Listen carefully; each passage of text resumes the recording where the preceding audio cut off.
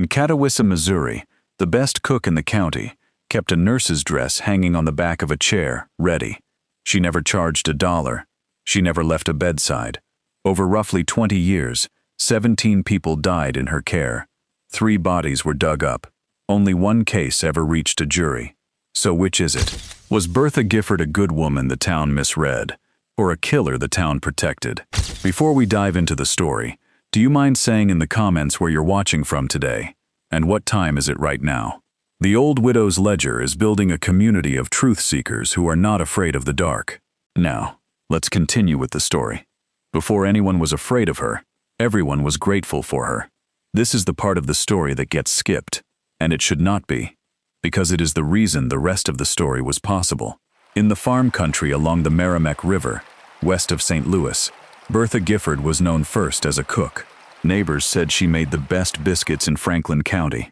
She attended every funeral. She brought tomatoes and milk and butter to houses where someone had taken to bed. She sat with the dying so their families could sleep. There was no hospital in Catawissa.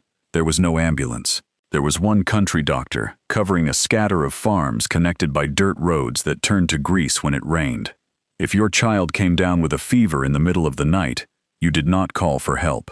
You went and got help, on foot or by wagon, and you hoped the person you found knew what to do. Bertha Gifford always knew what to do. She kept a white dress and a satchel by the door. According to accounts published at the time of her arrest, she would rise in the dark, put on the dress, and drive out to any bedside within 20 miles, in any weather, without being asked twice. She was untrained. She had no certificate, no schooling, no license. Nobody cared. In rural Missouri in the early 1900s, a woman who was not afraid of a sick room was worth more than a diploma. She took patients into her own home. That was the arrangement people remembered afterward, and it is the detail that would come to matter most. A father with a sick boy and a farm he could not leave would carry the boy to the Gifford place on the Bend Road and hand him over. Bertha would put him to bed in her house. She cooked his meals. She gave him his medicine. She, and only she, decided when he was improving. Her husband, Eugene Gifford, a quiet man his neighbors called Gene, was not permitted to interfere. Nobody was. When Bertha took charge of a patient, she took charge completely. At the time, this looked like devotion. Looked at from the far end of the story, it looks like something else. Control of the food, control of the medicine, control of the room, control of the door. And people died there. Not all of them. That is important. Some walked out. But enough of them died that the women of Catawissa, who noticed things the men waved off, began to keep a private tally in their heads. The deaths shared a shape. A patient would be sick, and then would seem to turn a corner, and would ask for something to eat, and would sit up, and would be talking. Then, in the night, the pain would come back. Violent stomach cramps. Vomiting that would not stop. A burning that the patient described as heat, low down, spreading, thirst, then quiet, then nothing. The doctor would arrive in the morning. He would find a body, a grieving family, and Bertha Gifford weeping harder than any of them. He would write 2 words on the death certificate, and those 2 words would end the matter for another year. Acute gastritis. Nobody in Catawissa knew that arsenic poisoning and acute gastritis look almost exactly alike. In 1925, most doctors in America barely knew it either.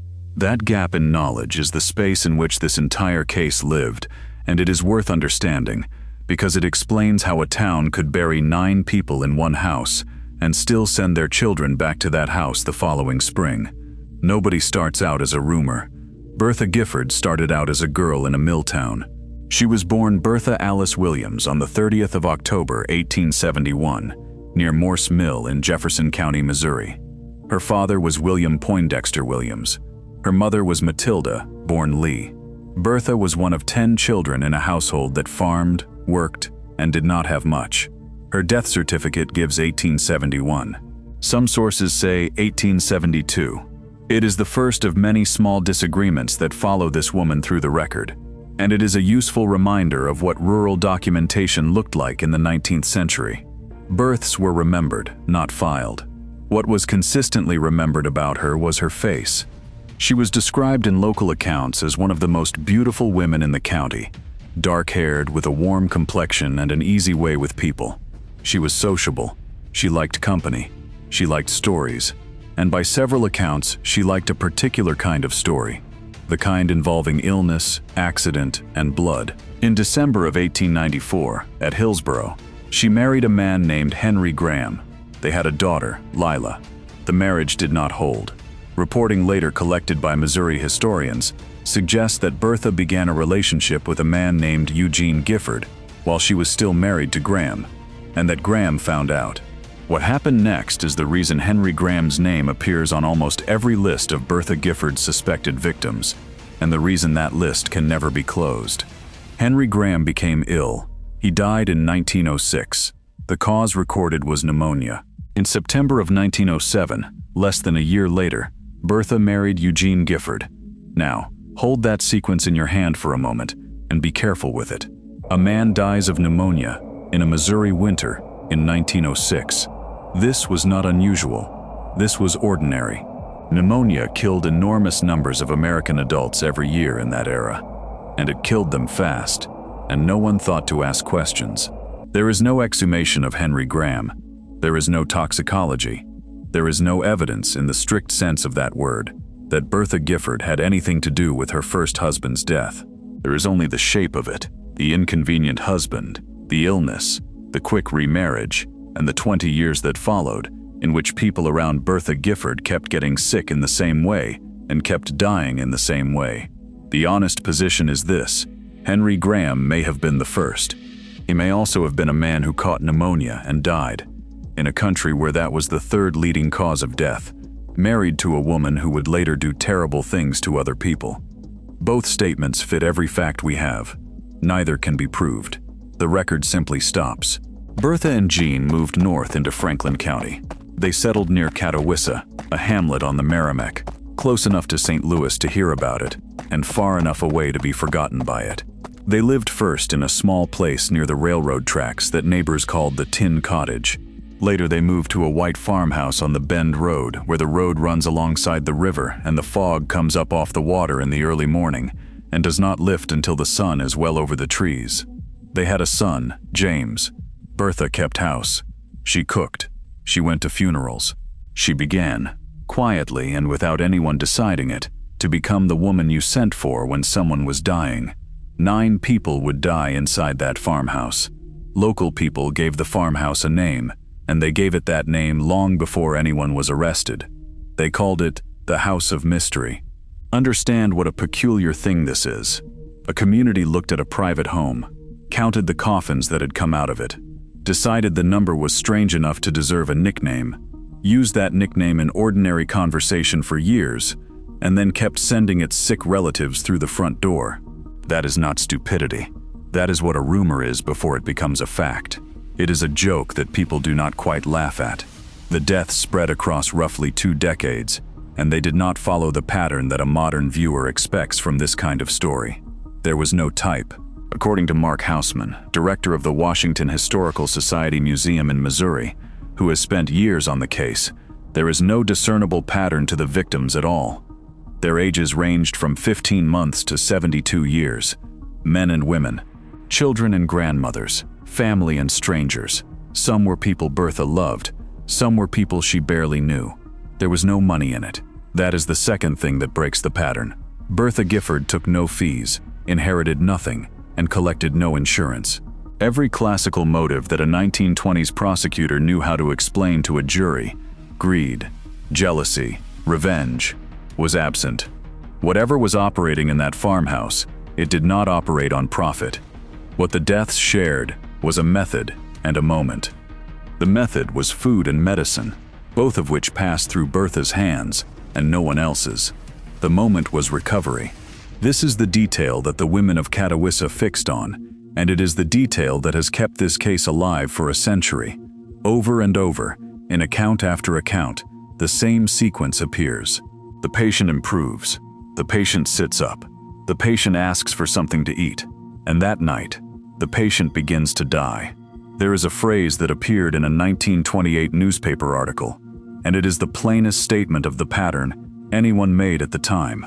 The claim, put to a national readership, was that Mrs. Gifford fed rat poison to her patients when they showed signs of getting better. Think about what that would mean. Not the killing of a suffering person to end their pain, the killing of a person the moment they stopped suffering. If it is true, then the mercy explanation collapses, and something colder replaces it. A woman who needed the sick room, who needed to be the last hand on the cup, the last face over the bed, who could not tolerate a patient walking out of her house and back into a life that did not require her. If it is not true, and it was never proved in a courtroom, then a rural community with no toxicology, no autopsies, and one overworked doctor turned an eccentric neighbor into a monster because the alternative was accepting that children die for no reason. Both of these things are believable. Both were believed by different people in the same town at the same time. And the men, according to every contemporary account, sided with Bertha. They scoffed. They called it gossip. It was the women who kept the tally, and the women had no standing to bring it anywhere, because in Franklin County in 1925, a woman's suspicion was not evidence. A physician's signature was, which brings us to the doctor, because Dr. W.H. Hemker signed most of these certificates, and Dr. Hemker was not a fool, and Dr. Hemker was becoming very, very uneasy. A death certificate in 1920s rural Missouri was not a scientific document. It was a guess made by a tired man in a hallway. Dr. W.H. Hemker practiced medicine across a territory measured in miles rather than blocks. He had no laboratory. He had no toxicologist on call, no capacity to test a stomach, and no legal power to compel an autopsy over a family's objection. What he had was a stethoscope, a notebook of symptoms, and the accumulated experience of a man who had watched a great many people die. When Hemker arrived at a house and found a patient who had spent the night vomiting, cramping, burning with thirst, and had then died before dawn, he had a diagnosis waiting for him: acute gastritis, an inflammation of the stomach lining.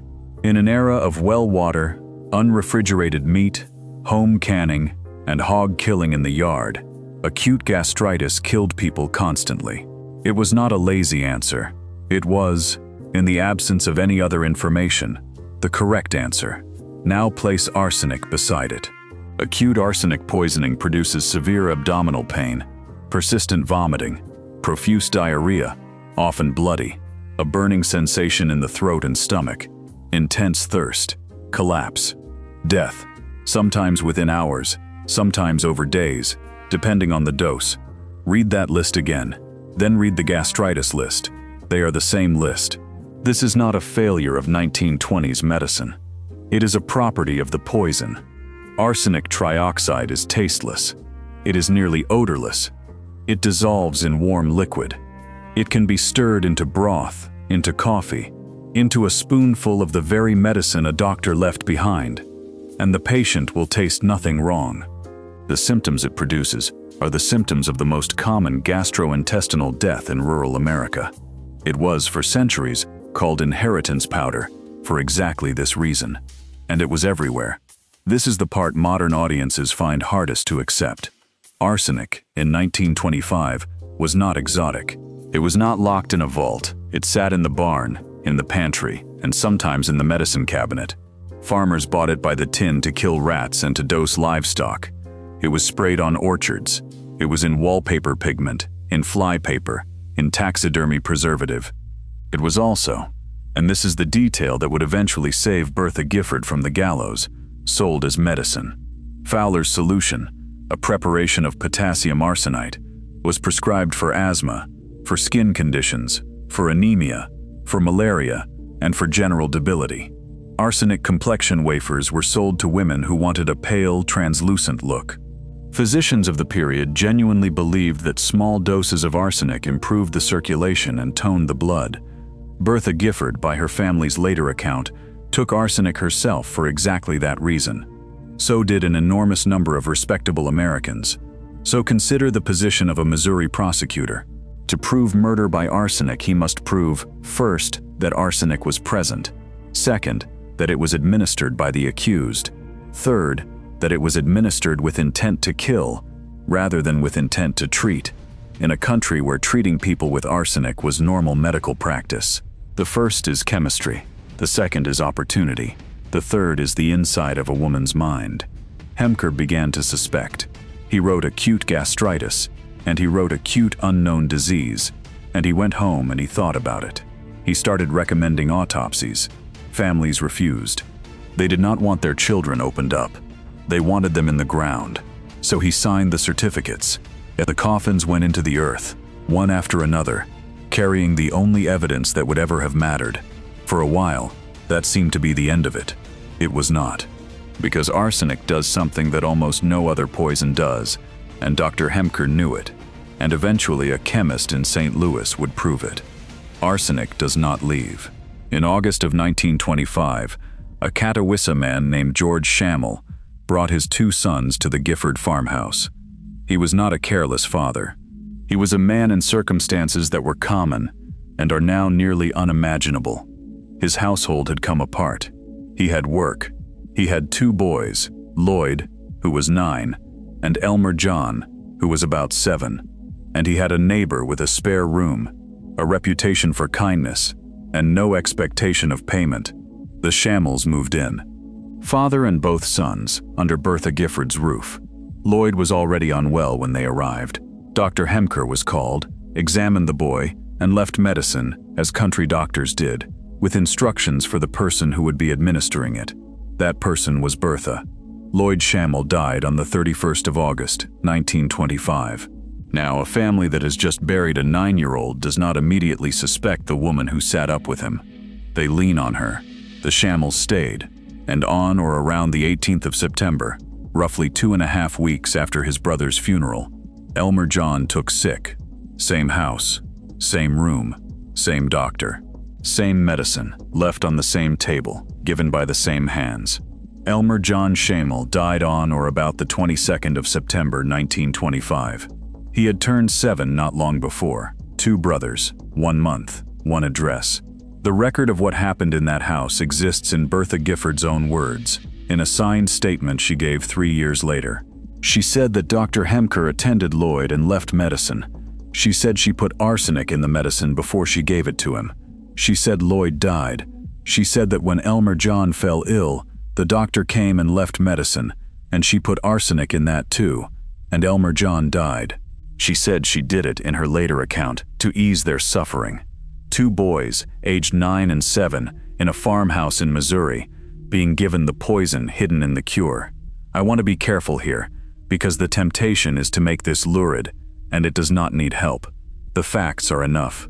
A child who has swallowed a fatal dose of arsenic will spend his last hours in extreme abdominal pain and cannot keep water down.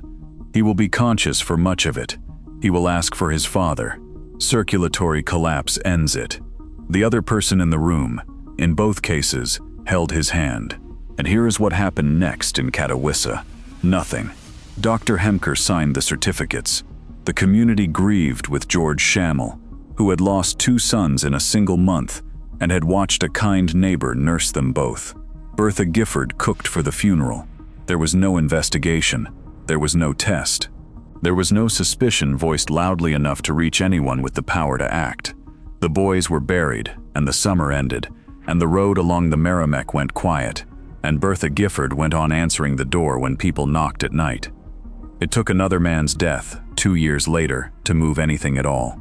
The poison that killed the Schammel brothers is one of the oldest murder weapons in human history, and it has one flaw. It stays. Arsenic is an element. It does not break down. The body cannot metabolize it into something harmless and flush it away, the way it can with alcohol or with most plant toxins. When a person ingests arsenic trioxide, the compound is absorbed through the wall of the small intestine and enters the bloodstream, and from there it goes everywhere. It attacks at the cellular level. Arsenic binds to sulfur groups on enzymes and jams the machinery those enzymes run, particularly the machinery that converts food into usable energy.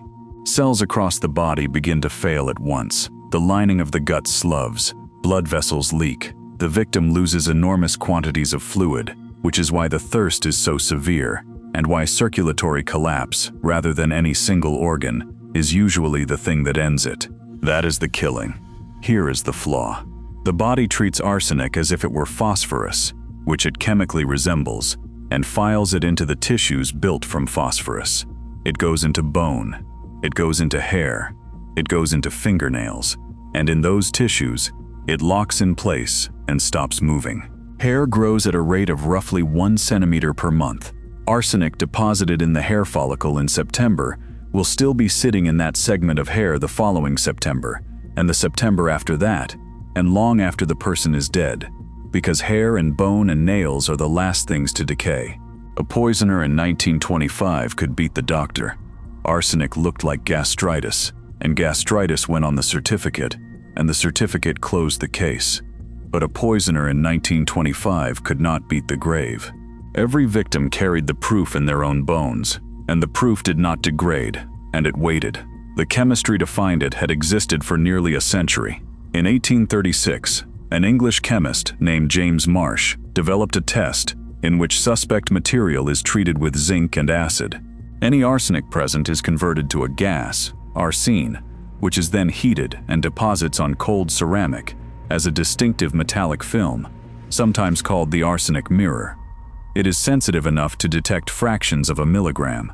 It works on stomach contents. It works on liver tissue. It works on hair. It works on a body that has been in the ground for 3 years. So a strange sort of race sat under the whole Catawissa story, and nobody in Catawissa knew it. Every time a coffin went into the earth, the case against whoever had killed that person got stronger, not weaker. The evidence was not decaying. It was being preserved. All anyone had to do was dig. But digging required a court order, and a court order required a prosecutor willing to ask for one. And a prosecutor would not ask for one on the strength of what the women of Catawissa had, which was a feeling, which was a nickname for a house, which was a pattern that everyone could see and no one could write down. What finally broke it open was not a body, it was a ledger, in a drugstore, 20 miles away. Because of a law almost nobody thought about, a poison could not be sold anonymously in the state of Missouri. Every purchase had to be entered by hand. The buyer's name, the substance, the quantity, the date. Bertha Gifford's name was in that book, and so were the dates. On a day in 1927, a 48-year-old man named Edward Brinley came to the Gifford farm and did not leave alive. The accounts of how he got there disagree in their details, which is what happens when a story is told by newspapermen, neighbors, and lawyers in that order. Brinley was known locally as a heavy drinker, in the middle of Prohibition, which meant his liquor came from stills in the hills and was of no reliable quality. In one version, he pulled up to the Gifford house in an old Ford.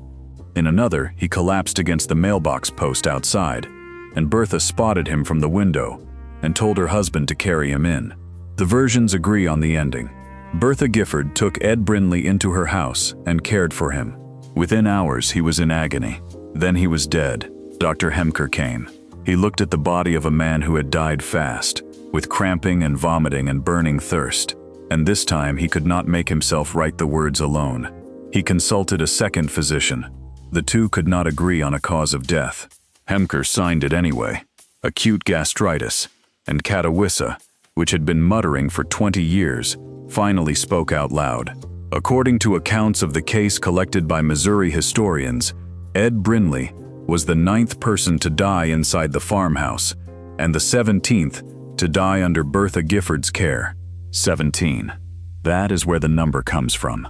Not from a confession, not from a conviction, from a count kept by neighbors, in their heads, across 2 decades, of everyone Bertha Gifford ever nursed who did not survive it. Letters went to the Franklin County prosecutor. A newspaperman came out from St. Louis, walked the roads, knocked on doors, and wrote a story naming at least 5 people who had died mysteriously in Bertha Gifford's care. And in November of 1927, the prosecutor did what the town had been begging him to do for years. He convened a grand jury to look into the death of Ed Brinley. It failed. Read that plainly, because it is the most upsetting fact in this entire case. In November of 1927, a grand jury sat, heard about the deaths at the Gifford farm, and declined to indict. No charges. No exhumation. Nothing. Reporting on the case indicates that Bertha Gifford did not sit quietly through this. She let it be known that anyone who testified against her would be sued for libel. In a farming community, where a lawsuit could take a family's land, that was not an empty threat. Witnesses reconsidered. The investigation, in the phrase used by one historian, was scared off. She had beaten it, and she seems to have known she had beaten it. Not long afterward, Bertha and Jean Gifford sold up and moved out of Franklin County, east into St. Louis County, near the town of Eureka. New neighbors, new sick rooms. Nobody there had ever heard of a house of mystery. But Catawissa did not let go. The letters to the prosecutor kept coming, month after month, from people who had buried children. And in August of 1928, the prosecutor gave in and called a second grand jury. This time, someone thought to ask the druggist. A drugstore in Pacific, Missouri, kept a ledger, and the ledger did not care what the men of Catawissa thought about gossip. Missouri law required that dangerous substances be recorded at the point of sale. When you bought arsenic, the druggist entered your name, what you took, how much, and when. The book was called the Poison Register. Its original purpose was mundane, an accounting measure, a way of tracing a bad batch or catching a thief. The druggist in Pacific was a man named Powers, remembered by the town as Uncle Jimmy. He knew Bertha Gifford. She was a customer of long standing. She had told him, as she told everyone, that she had rats in the barn. Investigators opened his poison register in 1928 and read back through the years. Her name appeared again and again. Arsenic, strychnine, purchase after purchase. And then they laid the dates from the poison register alongside the dates on the death certificates. And the pattern that Catawissa's women had carried in their heads for 20 years appeared on paper, in ink, in a stranger's handwriting. She bought arsenic shortly before people in her care died. In some instances, according to the historical society that holds the register today, only hours before. That original poison register still exists. It is preserved by the Washington Historical Society in Missouri, and Bertha Gifford's name is still legible in it, which is a genuinely unsettling thing to consider. A woman walked into a shop, said the word rats, signed her name, walked home, and a child died, and the shop kept the receipt. The second grand jury indicted her for first-degree murder in the deaths of Elmer Schammel and Ed Brinley. A charge for Lloyd Schammel was added. Now came the exhumations. 3 coffins were lifted out of Missouri ground in 1928. Edward Brinley, dead about a year. Elmer Schammel and Lloyd Schammel, dead 3 years. The remains went to chemists working with medical experts from St. Louis. The bodies had been in the earth for years. The arsenic was still there. Not traces, not the background level you might expect from well water or from patent medicine. According to contemporary reporting and later summaries of the autopsy findings, the vital organs of all 3 contained large quantities of arsenic. The Washington Post, in October of 1928, ran the result under a headline stating that exhumation had verified how a man and 2 boys in Missouri died. On the 25th of August, 1928, a black sedan turned into the circular drive of a farmhouse. Officers had come for her. Accounts of that morning describe a middle-aged farm wife answering the knock, speaking quietly with the officer at the door, and asking for a moment to powder her face before she was taken away. She was 53 years old. She did not resist. She did not run. She had, after all, been through this once before, in November of 1927, and it had come to nothing. She was taken into custody and charged with murder, and she denied everything, calmly and completely, and the case against her was still, at that hour, entirely circumstantial. A ledger, a pattern, 3 bodies full of a substance that half the county kept in the barn. A jury could have walked away from that. So a police chief named Andrew McDonnell sat down across from her, and he did not talk to her about the Schammel boys at all. McDonnell was chief of police in Webster Groves, a suburb of St. Louis, and he understood something that the prosecutors were slow to see. He was not going to break Bertha Gifford by accusing her. He had watched her handle accusation for years. She was good at it. She wept. She explained. She had a plausible answer for every death, and the answer was always the same. These were farm people. They ate an enormous dinner at noon and then went straight back into the fields under a Missouri sun with a full stomach. Acute gastritis. "Ask the doctors," she said. The doctors signed the certificates. Did a pack of gossiping women know more than the doctors? It was a good defense. It was, in a limited sense, true. So McDonald watched her instead. And he noticed that of all the deaths investigators put to her, one made her angry. Beulah Pounds was 3 years old, the daughter of a man named S. Herman Pounds. When McDonald raised the child's name, something in Bertha Gifford changed. She did not weep, she bristled. He raised it again. He kept raising it, according to his later account, returning to that one small girl until Bertha's patience finally broke, and she snapped at him. She had not given any arsenic to that Pounds child. McDonald did not raise his voice. He did not point out what she had just done. He asked her one quiet question. "Who did you give it to?" That is the hinge of the entire case. Not a confession beaten out of a suspect. A grammatical trap. She had defended one child by conceding a category, and once she had conceded the category, she had nowhere left to stand. She began to talk. What she gave, over the days that followed, was a signed statement, and it is a strange document to read, because it is so orderly. There is no raving in it. It opens by asserting that she is making the statement of her own free will, without threat and without any promise of immunity. Then it becomes a chronology. She stated that in August of 1925, George Schammel brought his sons Lloyd and Elmer John to live at their house near Catawissa. She stated that Lloyd was sick, that Dr. Henker attended him and left medicine, that she put arsenic in the medicine before she gave it to him, and that Lloyd died on the 31st of August. She stated that Elmer John took sick in September, that the doctor came and left medicine, that she put arsenic in that as well, and that Elmer John died a few days later. She described Edward Brinley arriving at the house in 1927. She said that she and her husband cared for him. She said she put arsenic in the medicine the doctor had left. 3 deaths, in her own words, in the first person. And she was asked why. Her answer, delivered with tears standing in her eyes according to a reporter present, was that she wanted to help them, that she wanted to do good. She said the arsenic was to calm the pain in their stomachs. Police said she admitted there might have been others. She was moved to a cell where she sat with a blanket in her lap, ready to throw it over her head at the sound of footsteps in the corridor, because the newspapers wanted a photograph of her face, and she would not give them one. Then the confession was printed, and when Bertha Gifford learned that the whole country had read it, she came apart. She became hysterical. She denied all of it, every line, with an energy she had not shown when she signed it. Her husband told anyone who would listen that she had been nervous and had not known what she was saying. He hired a lawyer. The lawyer entered a plea of not guilty. The state of Missouri had a confession, a poison register, and 3 bodies. It should have been the simplest capital case in the state's history. It was not. On the first morning of the trial, more than 1,000 people tried to get into the Franklin County Courthouse at Union, Missouri. They filled the seats. They filled the aisles.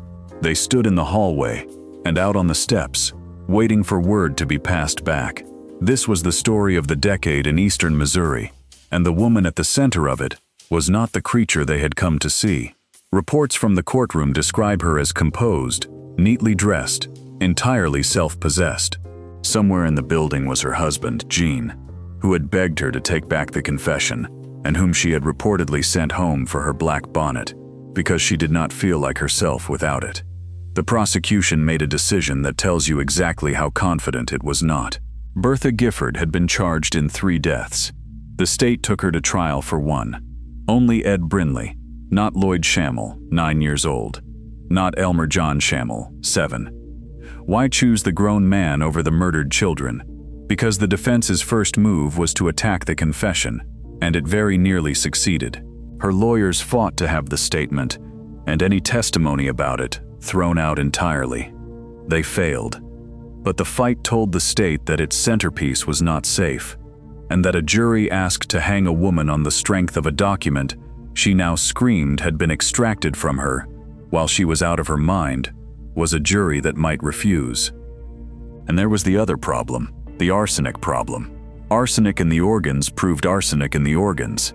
It did not prove a hand on the spoon, and it did not prove intent to kill rather than intent to treat, in a state where you could buy arsenic tonic across the counter and drink it for your circulation. So when the confession survived, the defense pivoted, and the whole trial changed shape. They stopped arguing that Bertha Gifford had not done it. They began arguing that she had not been sane when she did. Expert witnesses were called, physicians and specialists in mental illness, who were then called alienists. They testified to her insanity. Acquaintances testified to it. Her own husband took the stand and described his wife as nervous and excitable. And then something happened that decided the case. The state had called its own alienists to rebut the defense and to establish that this woman knew what she was doing when she stirred poison into a child's medicine. The state's own experts, on the stand, tended to support the conclusion that she was insane. That was the end of it. The trial lasted 3 days. In November of 1928, the jury of the Franklin County Circuit Court returned a verdict of not guilty by reason of insanity. Not guilty. She was never convicted of anything. Not of Ed Brindley, not of the Schammel boys, whose deaths never reached a jury at all, not of the 14 other people the county believed she had killed.